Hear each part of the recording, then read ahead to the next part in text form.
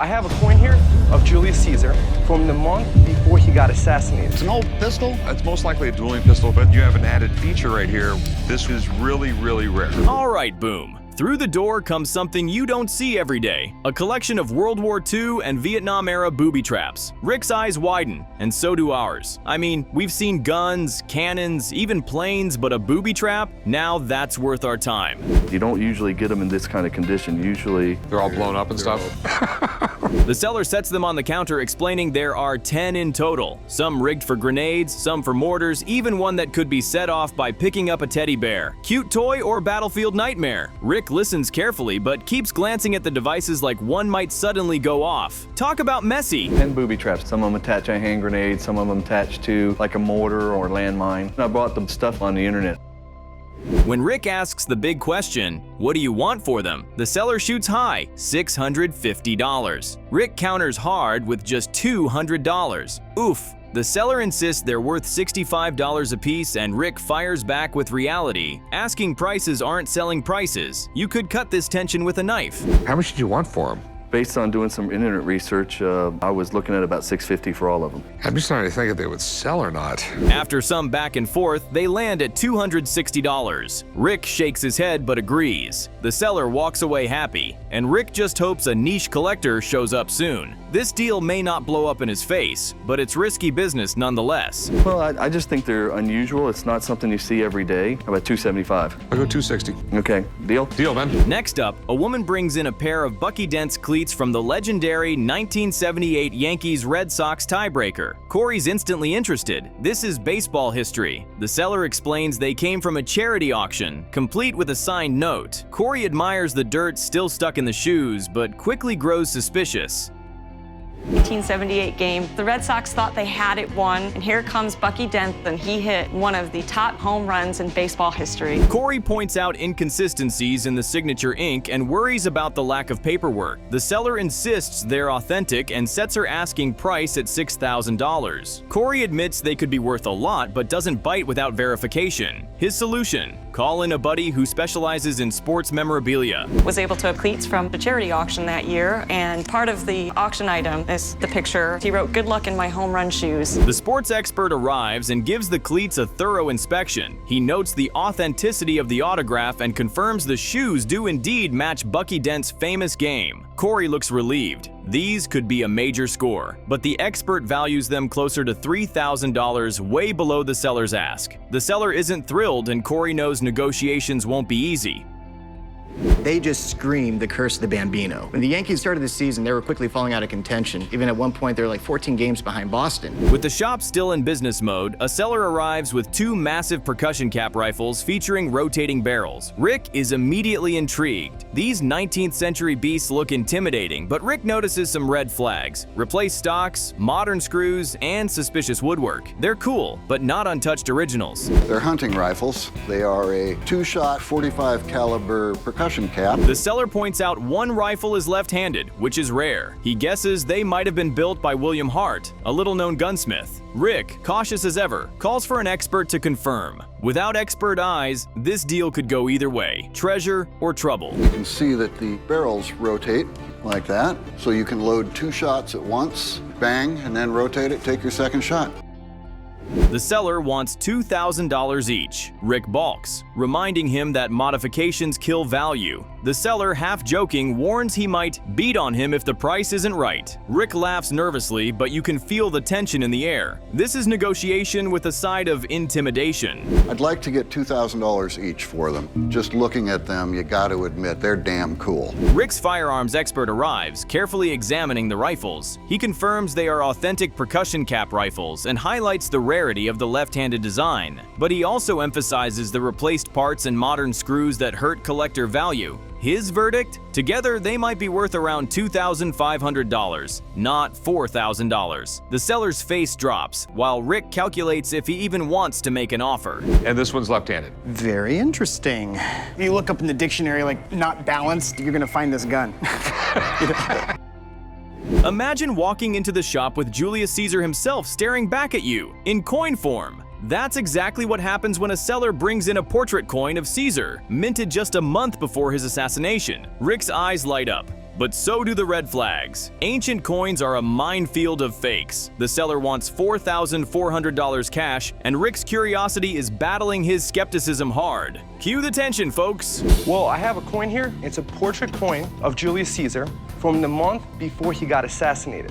Rick dives into history mode, explaining that Caesar being called dictator wasn't the insult we think of today. It was actually a wartime title. But once Brutus and the gang took him out, they had to scramble to justify it. Tyrant or murderer, take your pick. The seller stands firm on his price, but Rick knows he needs backup. Ancient coins are tricky business, and one mistake could cost him thousands. One of the neat things is where it says dictator on the front of it. That's a negative term nowadays, but back then it wasn't. Time to call in an expert. Rick's buddy, a specialist in 19th century weapons and ancient coins, arrives to take a closer look. The seller is practically glowing. Validation is within reach. The expert confirms the coin is legit, 100% authentic, with Caesar's face staring back through history. Even better, it's incredibly rare. The value? Around $15,000. The seller can already smell that payday. Rick, he's calculating just how much he can safely offer. Few names in history ring with the familiarity of Julius Caesar. You know, there's Napoleon, a few other people you can throw in. His murder inspired Shakespeare. The big negotiation kicks off. Rick lays down $1,000 if the coin's condition holds up, reminding the seller he's not a collector. He needs to profit. The seller, realizing it's far from a fair cut of a $15,000 treasure, refuses to go lower than $4,000. Too bad for Rick in the shop, the guy was ready to walk away with his piece of history. I'm gonna take his opinion. I'd give you $1,000 for the coin. Is this a real offer, or? That's a legitimate offer. Next up, the shop gets an unusual delivery. Plaster casts of Joe DiMaggio's feet. Yes, you heard that right. The Yankee Clipper's toes, immortalized in plaster. The seller claims his uncle was DiMaggio's doctor and made the molds to fix the slugger's bone spurs. His asking price? A wild $10,000. Corey and Chumley try not to laugh, but you could cut the awkwardness with a knife. I've got a plaster impression of Joe DiMaggio's feet, and I've got them right here. Corey listens as the seller explains how these feet saved DiMaggio's career, including that insane 56-game hitting streak. Still, Corey's skeptical. Are people really buying celebrity feet? He calls in Jeremy, the sports memorabilia expert, who shows up equal parts intrigued and baffled. Jeremy gushes over DiMaggio's legendary career, but when it comes to the molds, he values them at just $3,000 to $5,000. Talk about a strikeout. Which was like over 400, and the guy was one of the best baseball players to ever live. DiMaggio helped the Yankees win 9 World Series titles. The seller looks crushed. He came in thinking home run, but it's a ground out at best. Corey politely declines, saying it's too much of a gamble. The seller leaves disappointed, still convinced the feet deserve Hall of Fame treatment. Meanwhile, the shop breathes a sigh of relief. Those casts were weirding everyone out. Yeah, I gotta say, man, in all the years you guys have been calling me in, I've seen some extraordinary things, but this is by far the wildest. As the dust settles, Rick examines the next oddball, a Scarlet fever quarantine sign. Yep, one of those chilling warnings once nailed to houses during outbreaks. Rick jokes with the seller, asking if he currently has scarlet fever. Classic Pawn Stars banter. The old wooden sign radiates eerie history, the kind of collectible that's as creepy as it is fascinating. Well, this is a scarlet fever warning sign, and it's unusual because most of these signs were discarded nationally because of scarlet fever.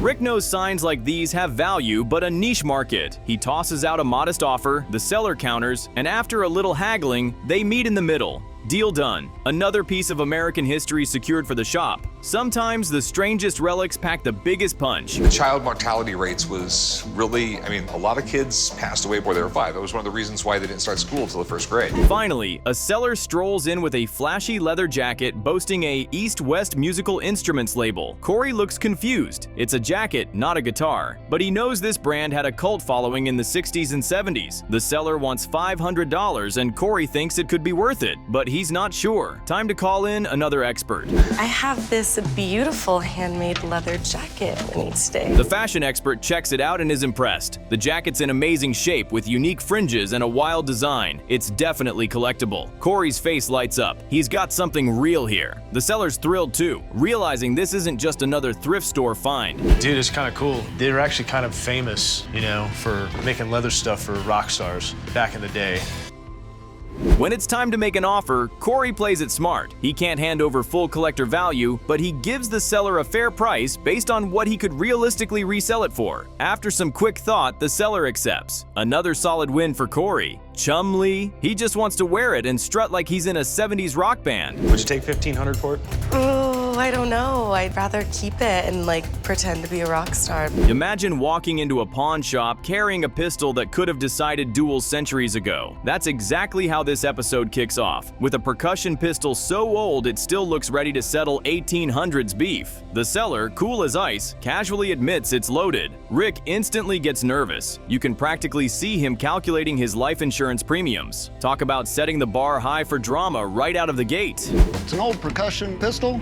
That's neat. This was just given to me by a friend of mine. He retired to Japan, and you're not allowed to take firearms into Japan. Yeah, that's true. Rick quickly dives into history mode, pointing out that dueling pistols weren't designed for accuracy. You could be pointing at a building and miss it, he jokes. Imagine missing an entire building. Talk about tragic aim. Then he drops the Hamilton verses. Burr bomb, reminding us these weren't toys. The seller is hoping for $1,100, but Rick's already smelling a deal, not danger. The tension? Palpable. Late 1800s, cap and ball was gone. It's most likely a dueling pistol because it doesn't have rifling.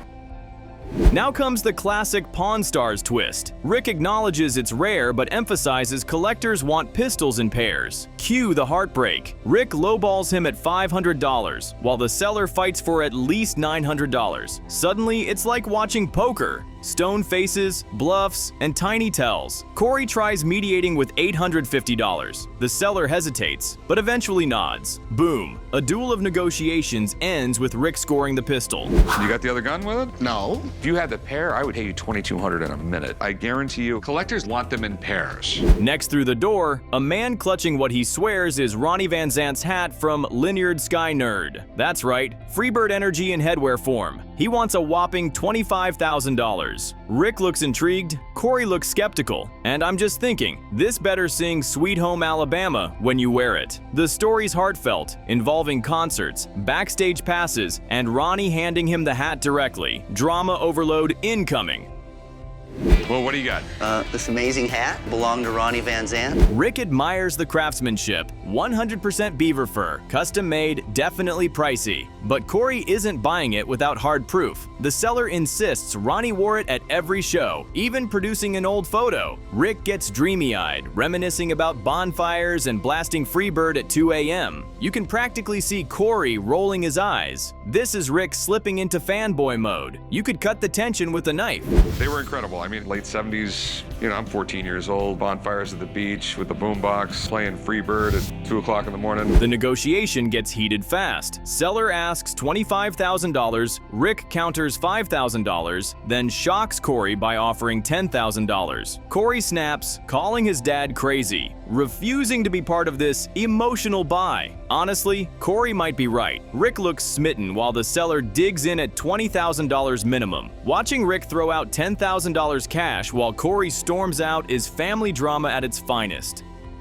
To come up with a lot more proof than that it was Ronnie Van Zant's hat than that for 25 grand. We take $5 grand for it. The seller, firm as a rock, rejects the $10,000. Rick stands his ground and eventually the deal collapses. Seller leaves with his hat, muttering about its priceless history. Rick, meanwhile, looks both disappointed and relieved. Classic Pawn Stars heartbreak. That hat walked out, but the drama it stirred? Absolutely unforgettable. Yeah, I think right now for 10, I'm out. Okay. If you change your mind, give me a call. I will. Enter the next seller, clutching a first edition of Charles Dickens David Copperfield. If dueling pistols and rockstar hats weren't enough, now we're diving into Victorian literature. The guy wants $4,000, claiming he got it after a golf game when someone couldn't pay their debt. Honestly, trading Dickens for golf debt? That's peak Dickensian irony. I came in a pawn shop today to sell my first edition David Copperfield by Charles Dickens. Rick inspects closely. It does look like a first edition. He explains serialization, Victorian hype, and Dickens basically being the Netflix of his era. The seller beams, thinking payday. Rick, though, spots foxing, those brown spots on pages, and immediately lowers expectations. Watching Rick slowly dismantle the seller's dream with each flaw he points out. Painful, but hilarious.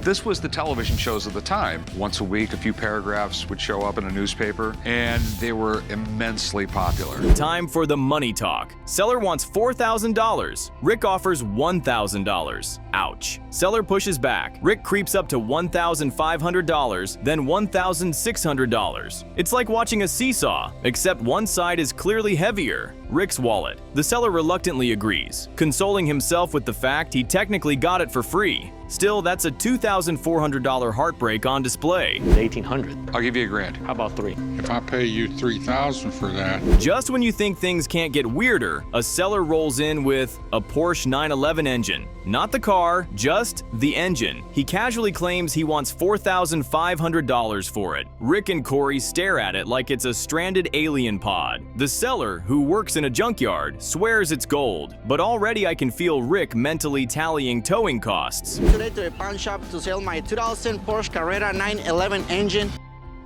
The seller insists it runs perfectly, just needs a new home. Rick is intrigued. Porsche parts can be valuable, but without testing it, it's risky. Corey calls it junk in the trunk, which might be the most accurate description ever. The seller clings to his $3,600 bottom line. Rick, unimpressed, throws out a laughable $500. That's not a negotiation, it's a demolition. And Rick wasn't going in blind. Ferdinand Porsche. His first big success, the Volkswagen Beetle. He actually built it under orders from Adolf Hitler. Things get rocky quickly. Seller protests, swearing it's worth thousands. Rick doesn't budge. He calls in his expert to have a look. And boy did he have things to say about that engine. In fact, Corey laughs so hard he practically dismisses the guy right then and there. The seller realizes the dream's dead. There's no Porsche payday here. He leaves with the engine, probably still muttering about real value. Honestly, watching Rick dismantle unrealistic expectations is pure entertainment. The guys call me down on a regular basis to come check out something if it's automotive related or motorcycle related for the most part.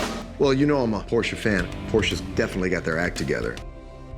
Imagine stumbling into a pawn shop and being greeted by a machine that looks like it belongs in a World War II spy movie. That's exactly what happened when a man brought in a Morse code training device from the 1940s. Rick's eyes lit up immediately. This wasn't your average pawn shop item, this was military history sitting on the counter. And the seller? He just found it after his father passed away. Talk about unexpected treasure. I've actually had one of these things before. These were commissioned from Edison in World War II to teach the troops. Rick explains how Morse code was the lifeline of communication during wartime. Static, bombs, and chaos everywhere, yet those beeps and dashes cut through crystal clear. I mean, imagine sending out bomb coordinates with one typo. Not the job you want to mess up. The seller sets his price at $600, clearly thinking he's got a museum piece. Rick, not buying that hype. Radio technology was pretty good if you're at home, but if you're in more like battlefield conditions, radio still sort of sucked. The negotiation begins. Rick offers $200. The seller shoots back at $400. Back and forth they go until the seller desperately pleads for $300. Rick caves and seals the deal. And honestly, I can't blame him. For $300, he snagged a piece of history. But Rick can't resist adding a jab. If Chumley was in charge of Morse code during World War II, we'd all probably be speaking German. Savage.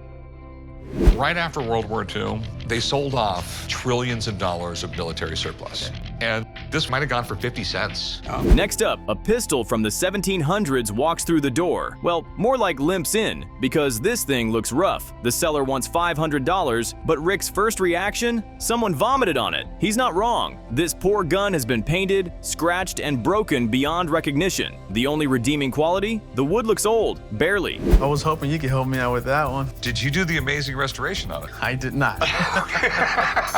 Rick explains the term flash in the pan, leaving the seller looking more confused than a kid hearing dial-up internet for the first time. And it gets worse. The lock doesn't even work. Rick's not ready to give up though. He calls in Alex, the gun expert, to see if this wreck can be saved. Cue the suspenseful waiting music. Haven't heard the expression flash in the pan?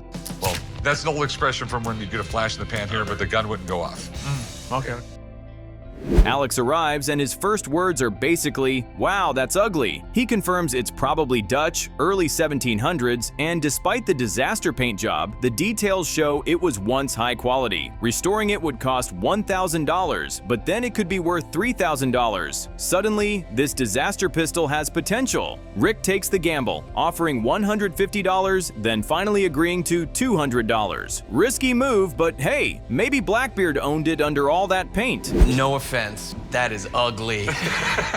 A flintlock pistol, one good thing is it's got what we would call like a grotesque mask on the butt. After Alex's evaluation, Rick throws down his $200 offer, reminding us all that restoration is a gamble. The seller reluctantly accepts. Watching that deal close was like betting on a horse with 3 legs. You're not sure if it'll win or collapse, but you can't look away. It's risky buying this. I mean, I don't know what I'm buying. Yeah, I'll do the 200. Okay, all right, sweet.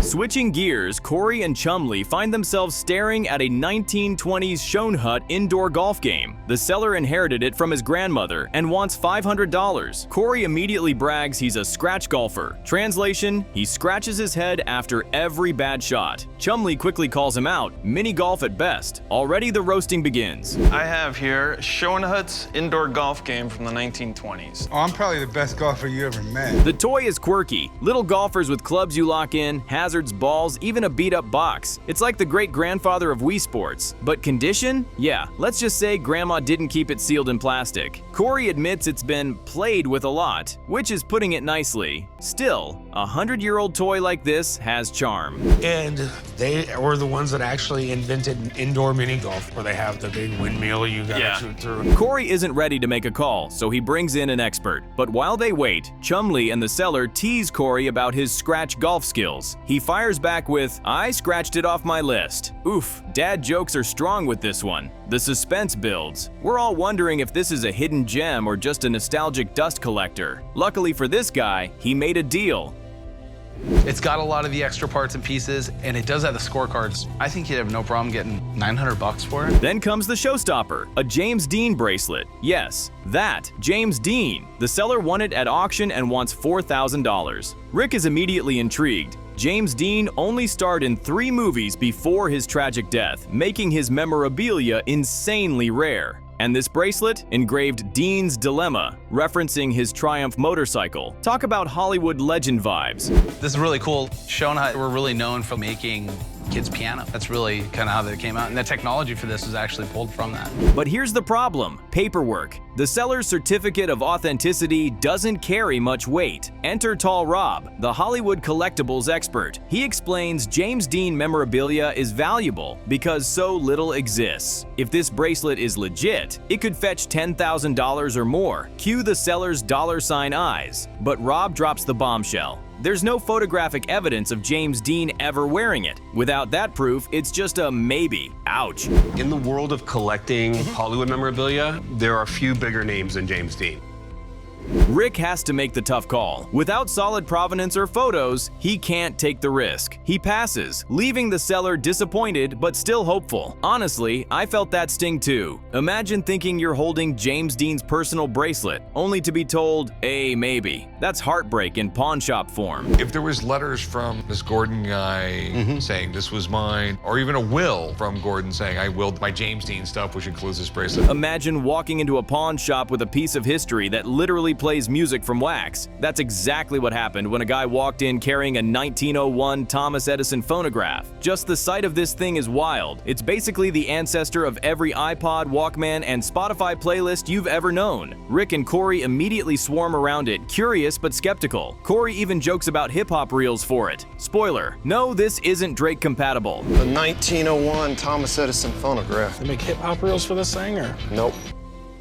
The seller explains he picked it up from a guy down on his luck at a rodeo in Tucson, Arizona. That's already the most Old West backstory possible for a record player. He proudly shows how it works with beeswax cylinders, twisting knobs and attaching a horn like he's about to summon ghosts. And when the sound plays, folks, it's rough. The old man calls it the worst sound ever, and honestly, it's like nails on a chalkboard, but with whiskey. I was traveling to a rodeo in Tucson, Arizona, and came across a guy that was pretty hard up for some cash. All right. Corey's face says it all, pure disbelief that anyone ever enjoyed this stuff. But it's still Thomas Edison's invention, so of course, the seller wants $1,400. Corey admits he's clueless and decides to rope in the old man, who probably had one in his living room. It wasn't that bad. It was pretty bad, buddy. This could be the worst thing I ever heard. I can't believe anybody actually liked this stuff. But it's got Thomas Edison's name on it, so I assume it's worth a lot of money. Enter the old man. He instantly goes into history teacher mode, explaining that this phonograph was basically the iPhone of 1901, except way noisier and made of wood. He recognizes its historical importance, but wastes no time lowballing. $500.